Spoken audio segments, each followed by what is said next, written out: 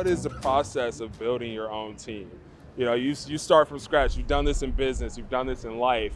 How do you actually get the team together and get your drivers and get your crew? What's that like? Well, the first thing was one to get a driver. So I had a driver named Blake Cook, and so he was we sponsored his team, and actually Blake and we had talked about let me start a race team, but you have to find somebody to run it. I mean, I live in Ohio. I'm up in the Cleveland, Ohio area, and so everything in NASCAR is down in North Carolina. And so first of all, I had to find somebody to run it. So Blake Cook hooked me up with a guy named Chris Rice, who had been his crew chief in the past. He was running a NASCAR truck team at the time.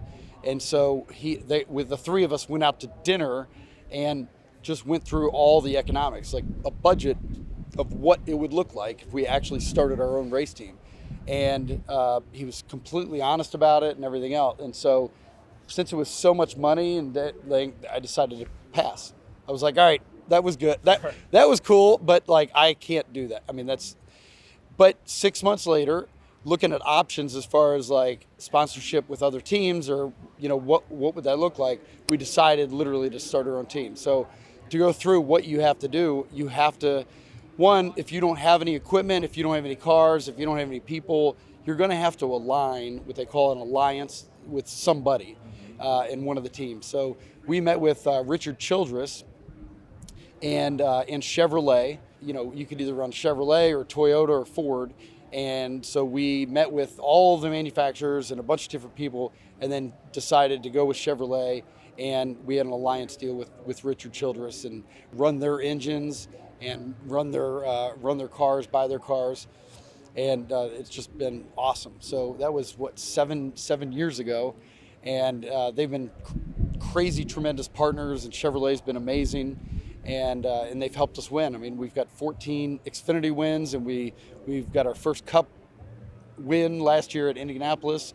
And so it's been great. But it is not a normal thing in NASCAR, like, to do that. I was going to say, you've had a lot of success really soon, and I know, you have high ambitions and there's a lot more to do, but what is it like getting into this and having such an unprecedented out the gate, getting wins, having success? I mean, you want to win, so how does that feel? It's just been, it's been tremendous. And when you talk to other teams, or even, even in the history of NASCAR, even other team owners are like, man, you guys have, you've unbelievable success like this early. We were the fastest team in NASCAR history to win in the last 50 years.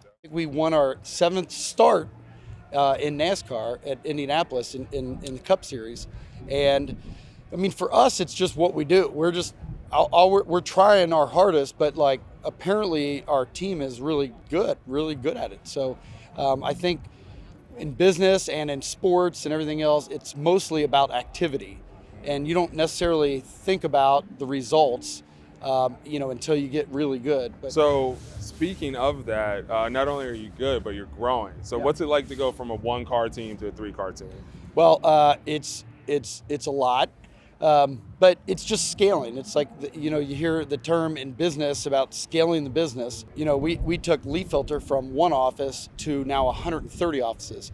You do the same thing. You have 1 office, and then you open one in another city, so you're in the 2nd office and then a 3rd, and you do things the same way. And now we have 130, which is a lot. And so you know about scaling. You've been here. So to have 5 teams or whatever is like, it is a lot though. I mean, last year we ran 3 full-time Xfinity teams and then a part-time Cup team. And then we bought 2 charters in the Cup Series. And so now we literally have 3 full-time Xfinity teams and 2 full-time Cup teams in different series. So it's a lot of work. It's a lot of work for our team and staff, but they're doing an amazing job, and we couldn't be more excited about it. Tell me about your drivers, your crew. Like, what is it about this team that makes them so special and the talent that you're working with? Even in sports or in business, it's usually the team with the best players usually wins. I mean, it's about players. And so if you can get great drivers, if you can get great crew chiefs, if you can get great, public relations people, and I mean it's all a team and how you do it. But we almost demand that everybody has fun. You have to have in business, you have to have good chemistry. You have to have fun. This is a professional sport. I mean, at the end of the day, we're racing race cars. I mean, this isn't like, say life or death in the business arena. It's like, it's fun. So it has to be fun. The fact that you're here. And it's beyond amazingly fun. Like, we're at the Daytona 500, one of the biggest sporting events in the world. And so it's got to be fun.